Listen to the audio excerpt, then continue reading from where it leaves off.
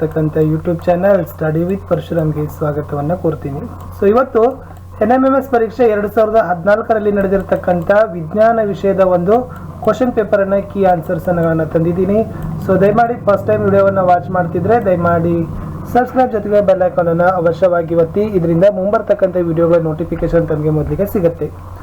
So already ನಾವು 2010ರಿಂದ ಹಿಡಿದು ಹಾಕ್ತಾ ಇದ್ದೀವಿ. ಸೊ ಹಿಂದಿನ ವಿಡಿಯೋ ನೋಡದೇ ಇದ್ರೆ ಈ ವಿಡಿಯೋದ ಡಿಸ್ಕ್ರಿಪ್ಷನ್ ಬಾಕ್ಸ್ನಲ್ಲಿ ಪ್ಲೇ ಲಿಸ್ಟ್ ಇದೆ. NMMS ಹಿಂದಿನ ವರ್ಷದ ಪ್ರಶ್ನೆ ಪತ್ರಿಕೆ ಉತ್ತರಗಳು ಅಂತ ಅದನ್ನು ಒತ್ತಿ ನೋಡ್ಬೋದು. ನಾವು NMMS ನಲ್ಲಿ ಸೈನ್ಸ್ ಮತ್ತು SS ನಲ್ಲಿ ಎಲ್ಲಾ ಪಾಠಗಳ ಕ್ವಶನ್ ಆನ್ಸರ್ಸ್ಗಳನ್ನ ಸಹಿತ ಹಾಕ್ತಿದ್ವಿ. ಅವುಗಳನ್ನ ಸಹಿತ ತಪ್ಪದೆ ನೋಡಿ.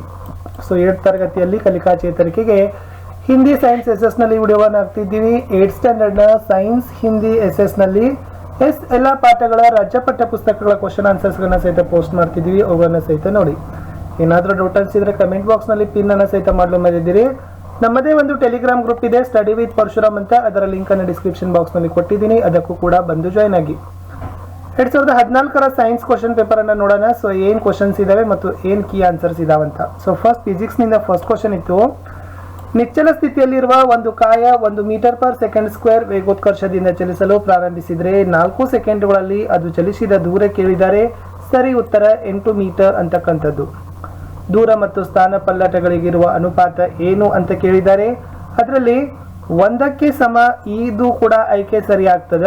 ಜೊತೆಗೆ 1ಕ್ಕಿಂತ ಹೆಚ್ಚು ಅಂತಕ್ಕಂಥದ್ದು ಇದು ಕೂಡ ಆಯ್ಕೆ ಸರಿ ಆಗ್ತದ. ಮೂರನೇ ಪ್ರಶ್ನೆ, ಹಗ್ಗ ಎಳೆಯಲು ಆಟದಲ್ಲಿ ಎರಡೂ ತಂಡದವರು ಸಮಬಲದಿಂದ ಹಗ್ಗವನ್ನ ಎಳೆದಾಗ ಎರಡೂ ತಂಡದವರು ನಿಂತಲ್ಲೇ ಇರ್ತಾರೆ. ಹಾಗಾದ್ರೆ ಎರಡೂ ತಂಡಗಳ ನಡುವೆ ಇರುವ ಕೋನ ಕೇಳಿದ್ದಾರೆ.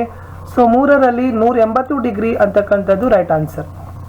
ಬಸ್ಸಿನಲ್ಲಿ ಚಲಿಸುವಾಗ ತಕ್ಷಣ ಬ್ರೇಕ್ ಹಾಕಿದ್ರೆ ನಾವು ಮುಂದಕ್ಕೆ ಬಾಗ್ತೀವಿ.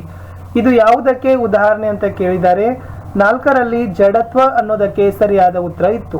5ನೇ ಪ್ರಶ್ನೆ, ಒಂದು ಕಾಯದ ರಾಶಿ 1 kg ಆದ್ರೆ ಅದನ್ನು 1 ಮೀಟರ್ ಪರ್ ಸೆಕೆಂಡ್ ಸ್ಕ್ವೇರ್ ಅಷ್ಟು ವೇಗೋತ್ಕರ್ಷಗೊಳಿಸಬೇಕಾದ್ರೆ ಅದಕ್ಕೆ ಕೊಡಬೇಕಾದ ಬಲ ಕೇಳಿದ್ರು. ಸರಿ ಉತ್ತರ 1 ನ್ಯೂಟನ್. 6ನೇ ಪ್ರಶ್ನೆ, ರಾಶಿ ಮತ್ತು ಜವದ ಗುಣಲಬ್ಧ ಏನು? ಸರಿಯಾದ ಉತ್ತರ ಇತ್ತು ವಿದ್ಯಾರ್ಥಿಗಳೇ ಸಂವೇಗ ಅಂತಕ್ಕಂಥದ್ದು ರೈಟ್ ಆನ್ಸರ್. ಜೆಟ್ ಪ್ಲೇನ್ ಮತ್ತು ರಾಕೆಟ್ಗಳು ಕೆಲಸ ನಿರ್ವಹಿಸುವ ಆಧಾರ ಕೇಳಿದ್ರು. ಅದರಲ್ಲಿ 4th ಇದೆ ನೋಡಿ, ನ್ಯೂಟನ್ ಚಲನೆಯ 3ನೇ ನಿಯಮ ಅಂತಕ್ಕಂಥದ್ದು ಸರಿ ಉತ್ತರ. ಇವುಗಳಲ್ಲಿ ಯಾವುದು ಹೆಚ್ಚು ಜಡತ್ವವನ್ನು ಹೊಂದಿದೆ ಅಂತ ಕೇಳಿದ್ರು. ಇದರಲ್ಲಿ ಬಸ್ ಅಂತಕ್ಕಂಥದ್ದು ಸರಿಯಾದ ಉತ್ತರ. ಒಬ್ಬ ಮನುಷ್ಯ 50 kg ಅಕ್ಕಿ ಚೀಲ ತನ್ನ ತಲೆಯ ಮೇಲೆ ಹೊತ್ತಿಕೊಂಡು ನಿಂತಿದ್ದಾನೆ. ಹಾಗಾದ್ರೆ ಅವನಿಂದ ಆದ ಕೆಲಸ ಕೇಳಿದ್ರು. ಸರಿ ಉತ್ತರ ಇತ್ತು 0 ಅಂದ್ರೆ 0 ಅಂತಕ್ಕಂಥದ್ದು. ಜವವನ್ನ ದ್ವಿಗುಣಗೊಳಿಸಿದ್ರೆ ಚಲನ ಶಕ್ತಿ ಎಷ್ಟು ಹೆಚ್ಚಳ ಆಗ್ತದೆ ಅಂತ ಕೇಳಿದ್ರು. 10ರಲ್ಲಿ 4ರಷ್ಟು ಅಂತಕ್ಕಂಥದ್ದು ಸರಿಯಾದ ಉತ್ತರ. ಚಲನ ಶಕ್ತಿಯ ಗಣಿತೀಯ ರೂಪ ಏನು ಅಂತ ಕೇಳಿದ್ರು. ಸೊ ಹಾಫ್ mv² ಅಂತಕ್ಕಂಥದ್ದು ಚಲನ ಶಕ್ತಿಯ ಗಣಿತೀಯ ರೂಪ ಬರ್ತದ. ಶಕ್ತಿ ಸಂರಕ್ಷಣಾ ನಿಯಮ ಏನ್ ಹೇಳ್ತದ? ಶಕ್ತಿ ಸಂರಕ್ಷಣಾ ನಿಯಮ ಶಕ್ತಿ ಸೃಷ್ಟಿಸಲು ಸಾಧ್ಯವಿಲ್ಲ, ನಾಶಪಡಿಸಲು ಸಾಧ್ಯ ಇಲ್ಲ ಅಂತಕ್ಕಂಥದ್ದು ರೈಟ್ ಆನ್ಸರ್.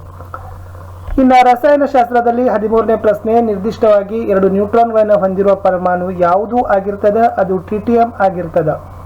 14, ಜಲಜನಕದ ಸಮಸ್ಥಾನಿ ಡ್ಯೂಟೇರಿಯಂನ ಪರಮಾಣು ದ್ರವ್ಯರಾಶಿ 2, ಆಮ್ಲಜನಕದ ಪರಮಾಣು ದ್ರವ್ಯರಾಶಿ 16.2 ಗ್ರಾಂನಷ್ಟು. ಭಾರಜಲ DTOದಲ್ಲಿ ಒಟ್ಟು ಭಾರಜಲಗಳ ಅಣುಗಳ ಸಂಖ್ಯೆ ಎಷ್ಟು ಅಂತ ಕೇಳಿದ್ರು. ಸೊ ಇದರಲ್ಲಿ ವಿದ್ಯಾರ್ಥಿಗಳೇ 14ರಲ್ಲಿ ಯಾವ್ದು ಬರ್ತದಪ್ಪ ಅಂತಂದ್ರೆ 6.023 × 10⁻22 ಅಂತಕ್ಕಂಥ ಆಯ್ಕೆ ಇದೆ ನೋಡಿ. ಅದು ಸರಿಯಾದ ಉತ್ತರನೇ ಇತ್ತು.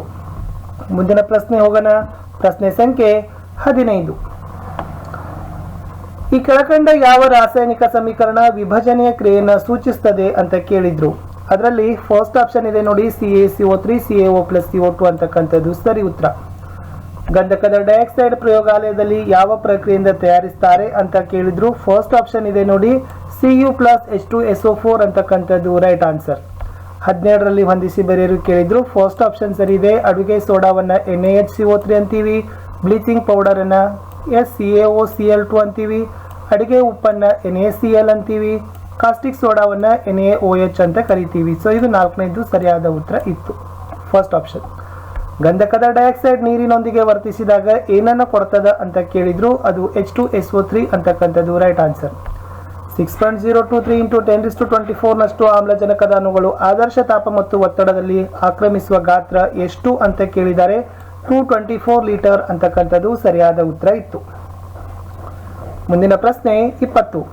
ಒಂದು ಮೂಲ ವಸ್ತುವಿನ ಪರಮಾಣುಗಳು ಬೇರೆ ಬೇರೆ S ಸಂಖ್ಯೆಯ ನ್ಯೂಟ್ರಾನ್ಗಳನ್ನು ಹೊಂದಿರ್ತವೆ ಅಂತ ಕೇಳಿದ್ರು. ಹಾಗಾದ್ರೆ ಎಸ್ ಕ್ವಶನ್ ಏನಿಪ್ಪ ಅಂತಂದ್ರೆ ನ್ಯೂಟ್ರಾನ್ಗಳು ಏನನ್ನ ಹೊಂದಿರ್ತಾವೆ ಅಂತ ಕೇಳಿದ್ರು. ಸೊ ಇದ್ರದ್ದು ಆನ್ಸರ್ ಏನ್ ಬರ್ತದ 20 ಕ್ವಶನ್ಸ್ ದಲ್ಲಿ. ಸೊ ಇಲ್ಲಿರ್ತಕ್ಕಂಥದ್ದು ಫಸ್ಟ್ ಆಪ್ಷನ್ ಸಮಸ್ಥಾನಿಗಳು ಅಂತಕ್ಕಂಥದ್ದು ಸರಿಯಾದ ಉತ್ತರ. ಒಂದು ಪರಮಾಣು ರಾಶಿ AMU ಯ ಮೌಲ್ಯ ಎಷ್ಟು ಅಂತ ಕೇಳಿದ್ರು. ಸೊ 21st ಅಲ್ಲಿ ಥರ್ಡ್ ಇದೆ ನೋಡಿ, 1.66 × 10⁻24 ಗ್ರಾಮ್ ಅಂತಕ್ಕಂಥದ್ದು ರೈಟ್ ಆನ್ಸರ್. ಕೆಳಕಂಡ ಯಾವ ರಾಸಾಯನಿಕ ಸಮೀಕರಣ ಎಸ್ ಹೇಬರ್ನ ಅಮೋನಿಯಾ ಉತ್ಪಾದನೆಯ ವಿಧಾನವನ್ನು ಸೂಚಿಸ್ತದ ಅಂತ ಕೇಳಿದ್ರು. ಅದರಲ್ಲಿ N2+3H2O = 2NH3 ಅಂತಕ್ಕಂಥದ್ದು ಸರಿ ಉತ್ತರ. ಈ ಕೆಳಕಂಡ ರಾಸಾಯನಿಕ ಸಮೀಕರಣದಲ್ಲಿ ಎಸ್ KClO3 YKClO3 ZO2 ಅಲ್ಲಿ XKClO3 ಅಂತ ಐತಲ್ಲ, XY ಮತ್ತು Z ಎಷ್ಟು ಪ್ರತಿನಿಧಿ ಮಾಡ್ತದ ಅಂತ ಕೇಳಿದ್ದಾರೆ. ಇದು ಕ್ವಶನ್ ತಪ್ಪಿದೆ, ರಾಂಗ್.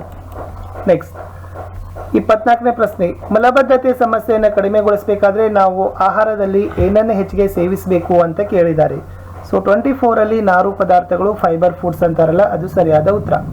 ಖನಿಜಗಳು ಉಂಟಾಗಲು ಏನು ಕಾರಣ ಕೇಳಿದರೆ, ಸೊ ಎರಡನೇದು ಭೂಗರ್ಭ ಪ್ರಕ್ರಿಯೆ ಅಂತಕ್ಕಂಥದ್ದು ಸರಿ ಉತ್ತರ. ಡಾರ್ವಿನ್ ಸಿದ್ಧಾಂತ ಇದನ್ನು ಗುರುತಿಸಲು ವಿಫಲವಾಯಿತು ಅಂತ ಕೇಳಿದ್ದಾರೆ. ಸೊ ಡಾರ್ವಿನ್ ಸಿದ್ಧಾಂತ ಅರ್ಹ ಜೀವಿಯ ಉಳಿವು ಹೊರತು ಅರ್ಹ ಜೀವಿಯ ಆಗಮನವಲ್ಲ ಅಂತಕ್ಕಂಥದ್ದು ಸರಿ ಉತ್ತರ. ಎಸ್ ಜೀವಿ ಸಾಮ್ರಾಜ್ಯ ಮತ್ತು ಅವುಗಳ ಸರಿಯಾದ ಹೊಂದಾಣಿಕೆಯನ್ನು ಗುರುತಿಸಬೇಕಿತ್ತು. 27ರ ಪ್ರಶ್ನೆಯಲ್ಲಿ ಥರ್ಡ್ ಆಪ್ಷನ್ ಇರ್ತಕ್ಕಂಥದ್ದು ಕರೆಕ್ಟ್ ಆನ್ಸರ್ ಇದೆ.